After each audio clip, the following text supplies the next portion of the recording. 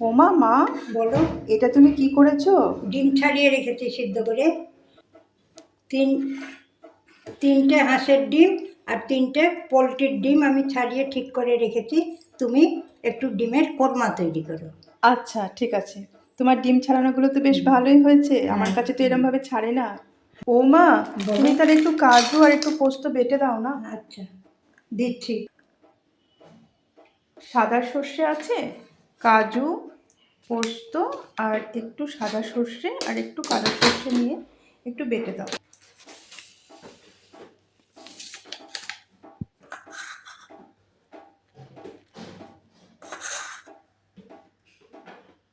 ওমা, তুমি তাহলে একটু বেটে দাও। হ্যাঁ, আচ্ছা, আমি তাহলে বাড়ছি। হ্যাঁ, ডিমের কোরমাটা বানানোর জন্য আমি এখানে কাজু পোস্ত বেটে নিয়েছি। কাজু পোস্তটা বেশ অনেকখানি বেটে নিয়েছি। আর এখানে নিয়েছি কয়েক টুকরো টমেটো, আর নিয়েছি স্লাইস করে কেটে রাখা পেঁয়াজ, আর এখানে একটু দই নিয়েছি, আর এখানে নিয়েছি আমি কয়েকটা চেরা কাঁচা লঙ্কা। প্রথমে আমি কড়াইটা বসিয়ে দিয়ে তারপর কিন্তু আমি কড়াইয়ে তেল দিয়ে বেরেস্তাটা ভেজে নেব।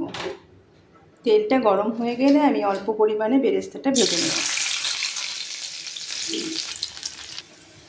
বেরেস্তাটা ভেজে তুলে রেখে তারপর আমি রান্নাটা শুরু করব। এরপর সিদ্ধ করে রাখা ডিমগুলোকে আমি একটু করে কেটে নেব। তারপর কিন্তু আমি ডিমের মধ্যে লবণ হলুদ মেখে নেব।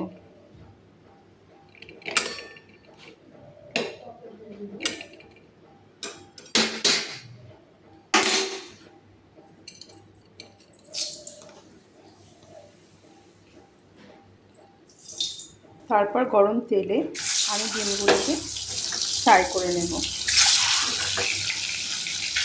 এখানে মা কিন্তু মুরগির ডিম খেতে পছন্দ করে, তাই আমি কিন্তু 3টে মুরগির ডিমও দিয়েছি আর 3টে হাঁসের ডিম। এখানে আমি দিয়ে দেবো একটু লাল লঙ্কার গুঁড়ো। এটাতে কিন্তু কালারটাও ভালো আসে আর খেতেও বেশ একটু ঝাল ঝাল হয়। তারপর ডিমগুলো ভেজে তুলে নিয়ে ওই তেলের মধ্যে দিয়ে দেবো গোটা গরম মশলা আর তেজপাতা। একটু ফোড়নটাকে ভালো করে ভেজে নেব। তারপর ওর মধ্যে দিয়ে দেবো আমি সামান্য একটু পেঁয়াজ কুচি, আর দেবো আদা পেঁয়াজ রসুন বাটা। এর সাথে একটু জিরে বাটা দেবো। দিয়ে দেবো কয়েক টুকরো টমেটো। এরপর দিয়ে দেবো পরিমাণ মতো লবণ আর হলুদ।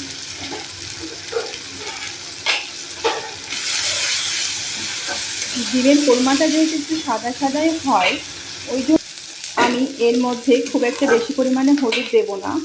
এরপর মশলাটা ভাজা হয়ে গেছে আর মশলা থেকে তেল ছেড়ে গেছে, এখানে আমি দিয়ে দেবো কাজু পোস্ত আর একটু সামান্য সর্ষে যেটা বেটে রেখেছিলাম সেটা।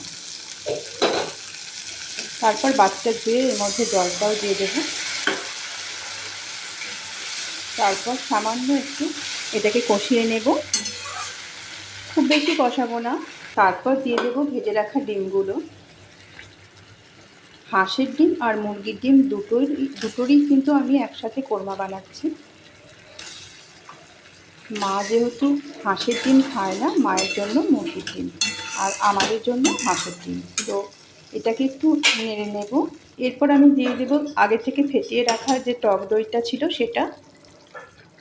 এর মধ্যে কিন্তু দুধ দেওয়া যায়, দুধ দিয়েই করে, কিন্তু আমি একটু টক দই দিলাম এখানে।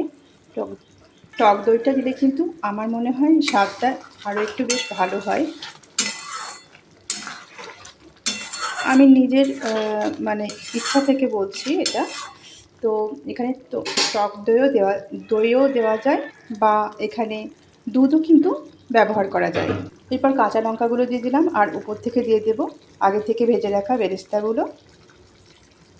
এরপর আমি একটু ঘি গরম মশলা দিয়ে দেবো। এখানে আমি ব্যবহার করছি সানরাইজের গুঁড়ো গরম মশলাটা। এটা একটু দিয়ে দেবো একটু সামান্য ঘি ছড়িয়ে দেব। আর এটা যেহেতু একটু মিষ্টি মিষ্টি হয় তাই দেবো আমি একটু মিষ্টি।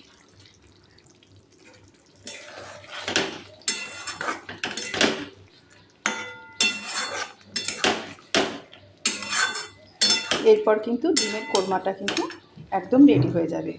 আর এই ডিমের কোরমা কিন্তু ভাত বা রুটি বা পরোটা যে কোনো কিছুর সাথেই খাওয়া যায়। ওমা, খেতে এসো। হ্যাঁ, বেশ আজকে হাঁসের আর মুরগির ডিমের কোরমা করেছি, খাও। আচ্ছা।